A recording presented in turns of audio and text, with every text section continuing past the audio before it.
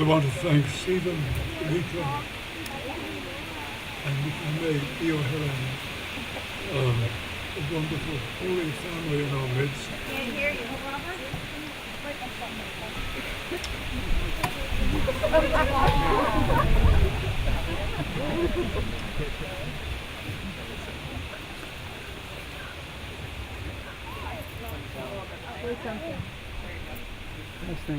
Nobody understands poetry anyway, so it doesn't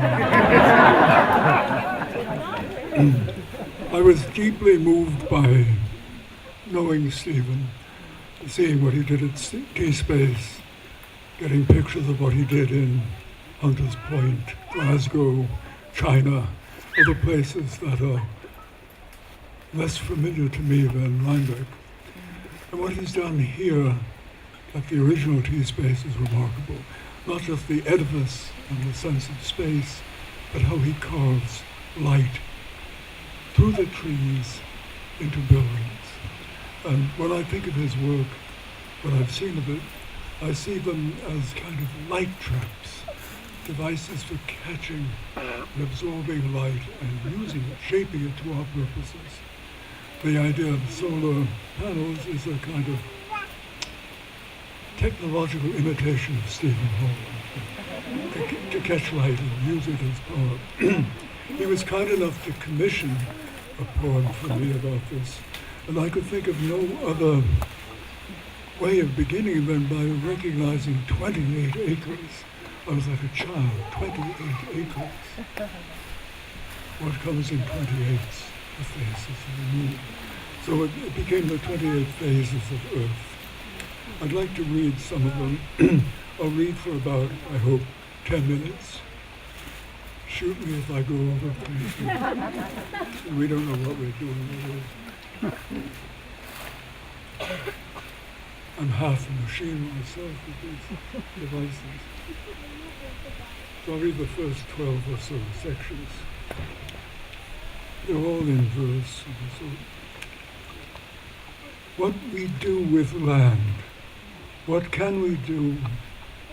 Map those acres on the sky. To offer this land to heaven and see what comes. Tree and bush and spring and rock, the geology of God offered to itself. This thing wants art. What is art? Art is doing for the first time what was never done. Art is the completion of the unbegun. Just like a field, it goes on into the sky, unbroken. Horizon is a kind of breath around the visible, keeps us in our place, our lovely place, this girl of earth, this boy of time, knowing their way through us. Kung had Confucius. Kung, the master, sat. So begins the Xiaoqing, the classic of being small, of feeling like a child.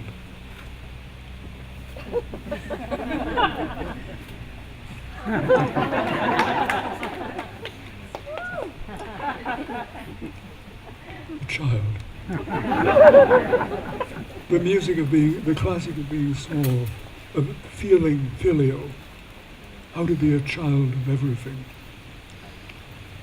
All we need is a place to sit. The master said, sat, taught us that a chair is what divides us from the beasts. Foxes squat, birds fold their wings, humans sit down on wooden chairs. The ancestors invented them, set them in place. Humans live in places. They set above us a small heaven made of wood or rush or tile. All we need is place. 28 phases of the moon, each moon an acre, each man a chair. Suppose a man invents a chair and builds a house to put it in. Where shall he put his house? The first letter of the Bible is B, Beit, a house.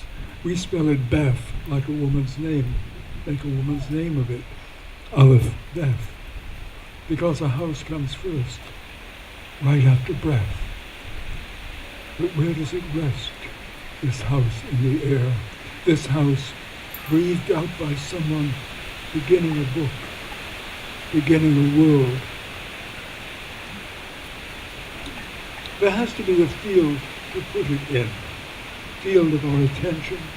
Grass and rocks and bushes stretch out. How close horizon is. That snake or the outskirts of the sky. Grass and rocks and roots and trees and God knows what. Leaf fall and rubbish of 5,000 years since the glacier swept its way through our town. Since people came along, these animals leave debris behind. That's how you know it's we who are here. So leave it to a man who builds a house to try to put the sky right on the ground. 28 phases of the ancient moon. The Yeats knew them and spoke their names. We know them as the days we keep, the nights full of answers. And in June, there will be fireflies and lovers hidden in deep grass. We'll watch them and each other's skin light up, those briefest of all candle flames. 1 acre must always stay empty to make a house for the full moon. That shows itself so clearly, and by doing so, shows us everything else. Full moon on snow. I should say when I first saw these acres, it was in deep snow. So everything else was an inference of what lay below the snow. The Master sat. The disciples waited, as the Master seemed also to be waiting. Presently, he closed his eyes, then opened them again, saying, "Did you hear that? Did you hear the full moon standing naked in the sky? It made a sound like a bronze shield being beaten by a strong arm. Didn't you hear it? Then it whispered like spring rain. Did you?" And the disciples wept, hearing nothing but the crickets in the trees. The crickets in their little wooden cages, nothing but their own sighs. There is a field where all of this is true. That's why we have to walk on all the acres, ivy, and sometimes up there, the rare raven Charles Stein heard rasping years ago not far southeast of here, where the last raid of the Pequots struck out our peaceful local tribe. And the raven saw that too.